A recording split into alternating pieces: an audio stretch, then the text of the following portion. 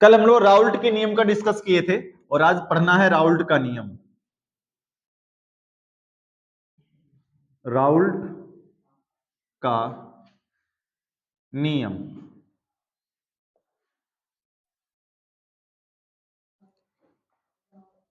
Raoult's law. हमने simple से एक बात बताई थी भैया, P naught minus P S बटे के पी नॉट इक्वल टू काई काई विले, ये हमने बताया समझाया था जी, इसको डिस्कस किया था। काई विले का मतलब विले का मोल प्रभाज्य कहते हैं।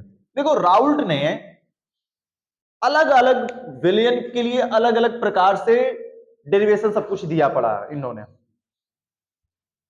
वाष्पशील के लिए अलग दिया पड़ा है, वाष्पशील के लिए अलग है, आइडियल के लिए अलग है, ठीक है, आइडियल विलयन के लिए अलग है। ये जो हम लोग पढ़ रहे हैं ये सामान्य विलयन है, ऐसा विलेय पदार्थ है जिसको हम घोलेंगे तो अपने आयनों में नहीं टूटेगा, न वाष्प जनरेट करेगा, वो जनरल सामान्य है। ये सामान्यतः राउल्ट का नियम हम लोग पढ़ रहे हैं। राउल्ट के सारे नियम जो हैं सब पढ़ेंगे हम लोग अभी आगे, लेकिन इसमें नहीं पढ़ेंगे, उसको अलग से आगे पढ़ा जाएगा। राउल्ट ने कैसे क्या ग्राफ दिए थे, कब क्या होगा, तो ये जनरल नियम है। केवल अगर आ गया राउल्ट के नियम को लिखिए तो इस वाले नियम को हम लोग लिख देंगे, हो जाता है। अगर वहीं दे दे कि राउल्ट का नियम वाष्पशील पदार्थ के लिए क्या होगा, राउल्ट का नियम आदर्श गैस आदर्श विलयन के लिए क्या होगा, तो उनके लिए नियम अलग अलग बदल जाएंगे। तो कैसे क्या नियम बदलेंगे, क्या ग्राफ होंगे, तो आगे की बात है, आगे जानेंगे हम लोग। पहले इसको समझते हैं। इस नियम के अनुसार परिभाषित इन्होंने किया था सन 1887 ईस्वी में इन्होंने परिभाषा दिया। यह किस विलयन के लिए नियम दिया था, तो तनु विलयन के लिए। कैसे विलयन के लिए, तनु विलयन के लिए। एक बात बताना, तनु विलयन का मतलब कुछ ऐसा कि हम 1 लीटर पानी ले लें जी, पानी कितना हो 1 लीटर, समझना, यानी कि 1000 ml, 1000 ml पानी है। इस 1000 ml में हम मात्र 5 ग्राम चीनी घोल रहे हैं। चीनी की मात्रा कितनी है, चीनी 5 ग्राम है। इस चीनी को इसमें घोलेंगे, क्या कोई फर्क पड़ेगा पानी के स्वाद पर?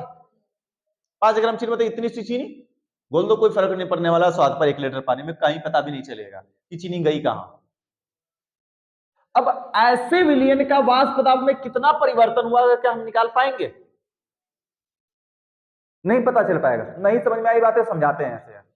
कल हमने बताया वाष्प दाब का अवनमन, क्या पढ़े हम लोग, वाष्प दाब का अवनमन, अवनमन मतलब कि किसी विलयन के वेपर प्रेशर में क्या होना, कमी होना। कमी होने का मतलब हमने बताया था कुछ ऐसे कि कोई शुद्ध विलायक लेंगे और शुद्ध विलायक में कोई विलेय हम घोलेंगे, ऐसा विलेय जो अवाष्पशील हो और वैद्युत अनपघट्य हो। जब हम घोलेंगे तो अपने आयनों में नहीं टूटेगा, ऐसा ना।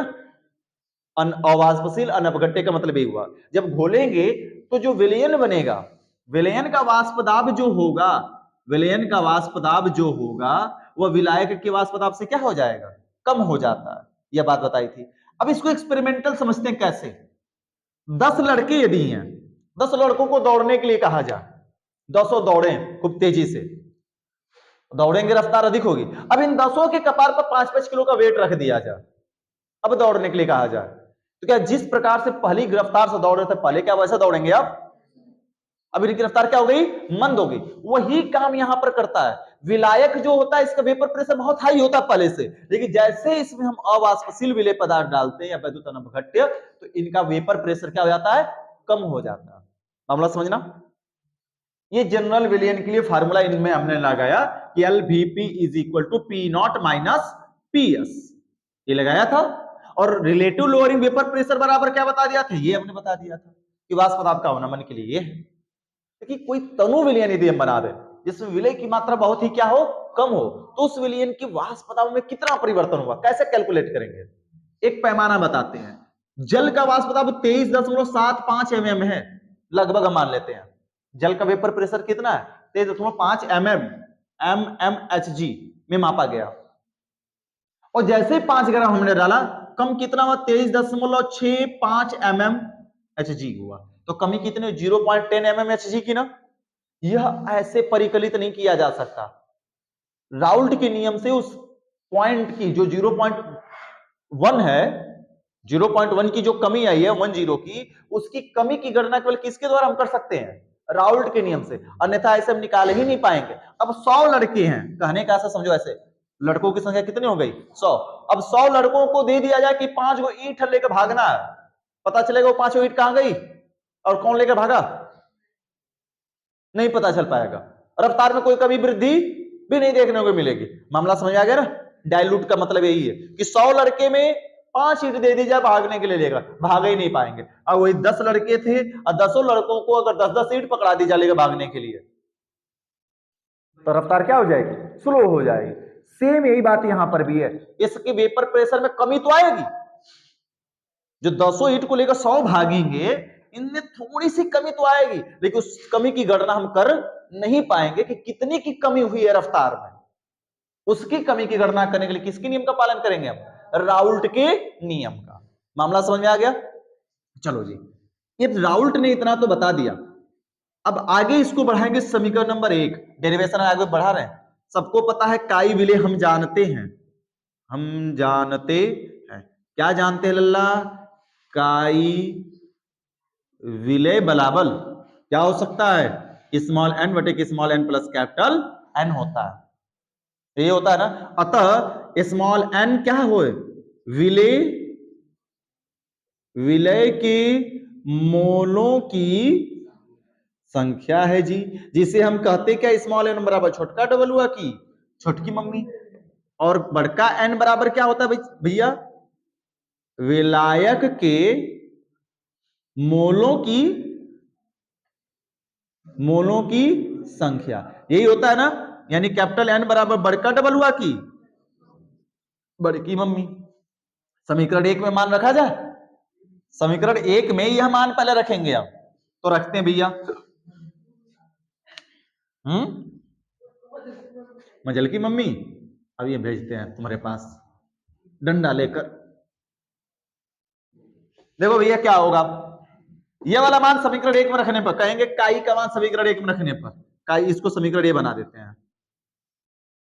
समीकरण 1 का मान 1 में रखने पर रख देंगे तो P naught minus P S बटे के P naught equal to small n बटे के small n plus capital n. समीकरण नंबर 2। तो तुमको क्या लगता है कि बन गया? नहीं जी, इतना जल्दी राउल्ट नहीं आएंगे। अब क्या होगा जरा एक बात गौर करना, जब हम पढ़ाते समय क्या बताया था हमने?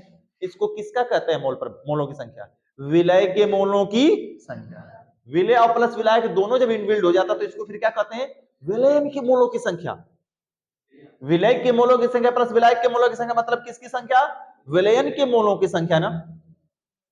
अतः एक बात जानने की बात करें कि n प्लस एन में, n प्लस एन में जो स्मॉल n है ना, यह बहुत ही छोटा है। किससे? 1 मोल से। बहुत ही क्या है? छोटा है। तब क्या होगा? तब हम रख सकते हैं स्मॉल एन लगभग किसके बराबर होगा? 0 के। तब स्मॉल एन ये तो है, तब स्मॉल एन क्या होगा?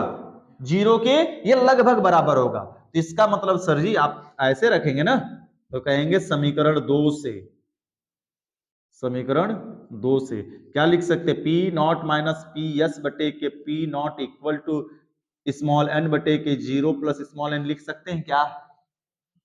सर नीचे वहां तो 0 रख दें, ऊपर कहने रखे हैं। जब स्मॉल एन बराबर आपने 0 बताया तो नीचे वाले में 0 रखा, आपने ऊपर वाले में 0 क्यों नहीं रखा? अब इसी के लिए बता रहे हैं, समझे ना? वो जो 10 ठो ईंट रखी गई थी, अकेले 10 ठो ईंट रखी गई हो तो अकेले में अपने आप में खुद में कुछ ना कुछ है, काउंट की जा सकती है, अपने आप में कुछ है। और उसी 10 ईंट को 100 लोग लेकर भाग रहे हैं, अब बताओ उसमें वो कहां है? 100 लोग लेकर भाग रहे हैं उस 10 ईंट को, अब वो 10 ईंट 100 में कहां है? नहीं समझ आई बात? 5 ग्राम चीनी, इतना सा 5 ग्राम चीनी हाथों पर लेकर केवल फांकोगे तो यह स्वाद देगा? इसके मोल तुमको पता चलेगा अकेला में विलय है, लेकिन इसी विलय को घोल किस में दिए? 1000 ml विलायक में, अब उसमें ये कहां गया कुछ पता चलेगा? तो इस 1000 ml विलायक में इसकी संख्या क्या हो गई? नगण्य। तो यहां पर अकेला विलेय है केवल, तो अकेला है तो अपने आप में कुछ ना कुछ है। हम मान लेते हैं कि विलय के मोलों की संख्या 0.001 आ रही है। विलय के मोलों की संख्या स्मॉल n का मान 0.001। अगर केवल अकेला 0.001 लिखा गया तो अपने आप में कुछ है जी। और कैपिटल N का मान 1 है केवल। कितना है? 1 मोल है। अब कोई तुमसे विलयन का पूछ दे कि विलयन की मोलों की संख्या बताइए, तब क्या कहोगे कि सर जी small n plus capital N करिए। ये विलय के मोलों की संख्या, ये विलायक के मोलों की संख्या, दोनों को ऐड कर दीजिए तो क्या होगा? 1.001। इसमें और 1 में क्या अंतर है? हम 1.001 लिखें चाहे 1 लिखें, कोई फर्क है? दशमलव के 2 अंक के बाद कोई वैल्यू रह जाता है क्या भला? नहीं रह जाता। इस वजह से n प्लस n में जो स्मॉल n है वह कितने के बराबर है? लगभग 0 के बराबर, क्योंकि 1 से क्या हो गया? देखो इस 1 से बहुत ही छोटा है ना भैया, इस 1 से बहुत ही छोटा है, इस वजह से इसको नगण्य माना जाता है। अकेला रहेगा तो अपने आप में कोई ना कोई अस्तित्व रखेगा। मामला समझ में आ गया? हमने वही ईंट वाला और लड़कों की संख्या पर समझा दिया, पूरा बता दिया कि 10 लोग 10 ईंट लेकर भागे तो 10 ईंट दिखाई देगी, 10 का अस्तित्व पता चलेगा। लेकिन 10 ईंट को 100 लेकर भागना है डायलूट सोल्यूशन में, 10 ईंट अकेले रखी गई वो अपने आप में थी, लेकिन 100 लोगों के बीच में गायब हो गई, पता ही नहीं चलेगा। मामला समझ में आ गया? ठीक वही है यहां पर खेला। तो क्या लिख सकते हैं? आगे बढ़ेंगे, इसको लिख सकते हैं क्या? P naught minus P S बटे के P naught equal to small n बटे के कैपिटल एन।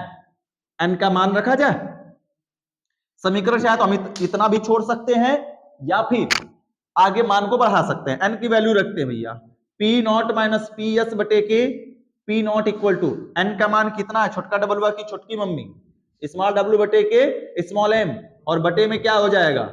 कैपिटल डब्ल्यू बटे के कैपिटल एम। ये यहां पर जाएगा और ये कहां चला जाएगा जी? ऊपर। यानी कि P zero minus P S बटे के P zero is equal to small W गुणते कैपिटल एम और बटे में small M into capital W. यह जो समीकरण आया यही राउल्ट का समीकरण है, और वो भी किस विलयन के लिए? तनु विलयन के लिए, जिसमें पदार्थ कैसा होना चाहिए? अवाष्पशील और अनअपघट्य। मामला समझ में आ गया? चलो फटाफट फटाफट परिभाषा लिखा जाए, उतारा जाए। लिखो, परिभाषा नहीं लिखवाए थे कल का? चलो लिखते हैं, परिभाषा बोलते हैं, सुनो। देखो, तनु विलयनों के वाष्प दाब की गणना करने के लिए, तनु विलयनों के वाष्प दाब की गणना करने के लिए, तनु विलयनों के वाष्प दाब की गणना करने के लिए राउल्ट ने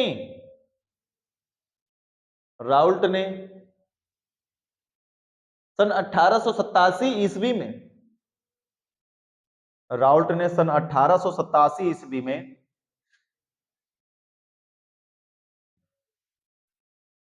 सन 1887 ईस्वी में एक नियम प्रस्तुत किया।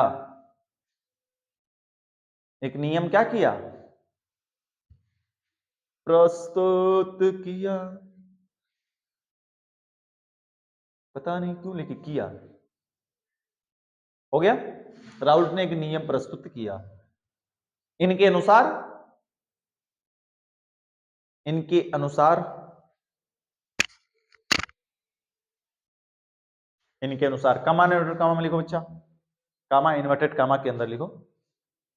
देखो, किसी विलयन के वाष्प दाब का अपेक्षिक अवनमन, किसी विलयन के वाष्प दाब का अपेक्षिक अवनमन, किसी विलयन के वाष्प दाब का अपेक्षिक अवनमन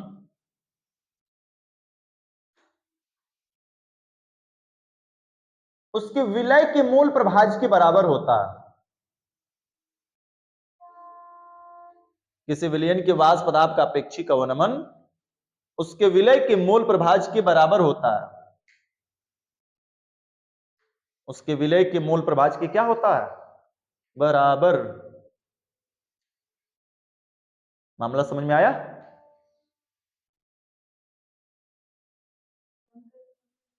हाँ, परिभाषा यही है जी। इसने को क्या कहते हैं, हम लोग कल पढ़े थे, वाष्प पदार्थ का अपेक्षिक अवनमन और ये रहा विलेय का मोल प्रभाव। वाष्प पदार्थ का अवनमन और विलेय का मोल प्रभाव आपस में बराबर होता है, यही राउल्ट ने तनु विलयन के लिए कहा था। कोई कठिन है क्या? यहां से लेकर यहां तक उतार डालो पूरा टोटल फटाफट। अब क्वेश्चन हल करते हैं इस पर बच्चा। क्वेश्चन एक अच्छा सा दिया हुआ क्वेश्चन है, क्वेश्चन नंबर 1। ये पेपर में देखो, पेपर में मैक्सिमम आए हुए क्वेश्चन ये हम हल कराएंगे ताकि तुम्हारा कॉन्फिडेंस डेवलप हो पाए। 298 केल्विन पर 298 केल्विन पर 298 केल्विन पर जल का वाष्प दाब 23.75 mm Hg है, तो ग्लूकोज के 5% जलीय, ये कौन सी बात है, अभी 5 मिनट समय है, जलीय विलयन के वाष्प दाब की गणना कीजिए। चलो लल्ला, पहले देख लो सवाल, उसके बाद लिखना जो दिया। हमने न्यूमेरिकल हल करने का एक सटीक तरीका बताया हुआ। 2 मिनट लो, गिवन वैल्यू लिखो अपने आप। ऐसे समझो कि कहां से कौन सा पूछ रहा, नहीं समझ में आ रहा, लेकिन लिखो पहले। जितना लिखना सीखोगे उतना न्यूमेरिकल करने के लिए सही रहेगा। दिया हुआ है, हल में लिखेंगे दिया हुआ। क्या दिया? टी की वैल्यू दी, क्वेश्चन लिखा दिया नाम, राउल्ट के नियम की सीमाएं लिखानी थी। पहले सीमाएं नहीं लिखवाया है,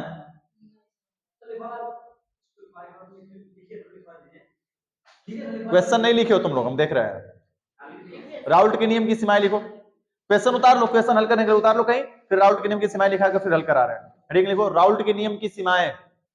राउल्ट के नियम के बाद राउल्ट के नियम की सीमाएं रहेगा, छूट रहा था थोड़ा, क्वेश्चन बाद में हल करा रहे हैं। हेडिंग लिखो Raoult,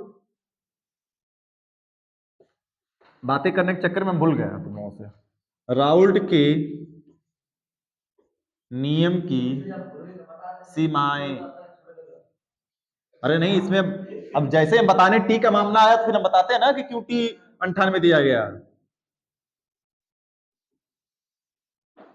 limitations of Raoult's law, क्या लिमिटेशन से सीमा है? पहला नंबर भैया, विलयन कैसा होना चाहिए? तनु, क्योंकि यह नियम किस पर लागू होता है? तनु विलयन के। पहला नंबर लिखो, विलयन तनु होना चाहिए, विलयन तनु होना चाहिए।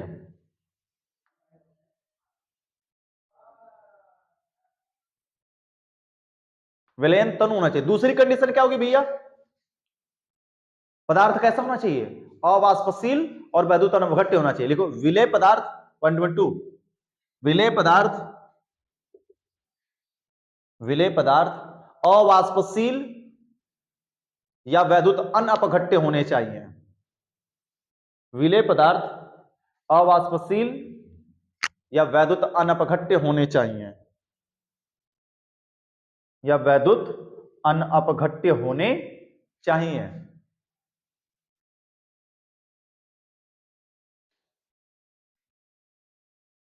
तीसरा नंबर, ताप स्थिर होना चाहिए। ताप क्या होना चाहिए? स्थिर होना चाहिए।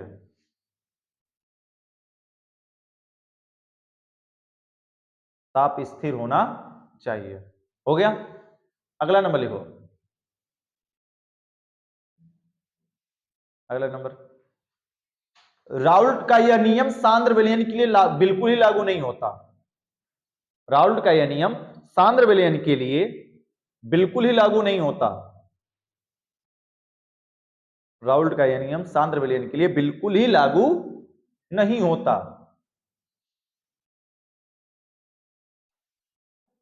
मामला समझ में आया? यह थी इसकी कुछ सीमाएं जी, लिमिटेशंस थी। ये न्यूमेरिकल है, घर पे थोड़ा सा लगाने का प्रयास करना। गलत सही, हम गिवन वैल्यू लिख दे क्या? गिवन वैल्यू लिख दे क्या? चलो देखो तो, बिल्कुल ही लागू, सांद्र विलयन पर बिल्कुल ही लागू नहीं होता। मतलब राउल्ट का ये जो नियम है सांद्र विलयन के लिए बिल्कुल ही लागू नहीं होगा, इस बात को जानते रहना जी।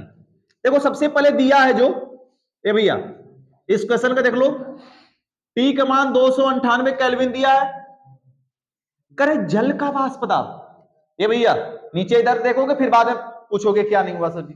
ग्लूकोज विलेय है क्योंकि 5% विलयन में है, विलयन जितना बना हुआ उस विलयन में ग्लूकोज कितना केवल है 5% है। इसका मतलब क्या है भैया कि जो जल होगा वह क्या होगा विलायक।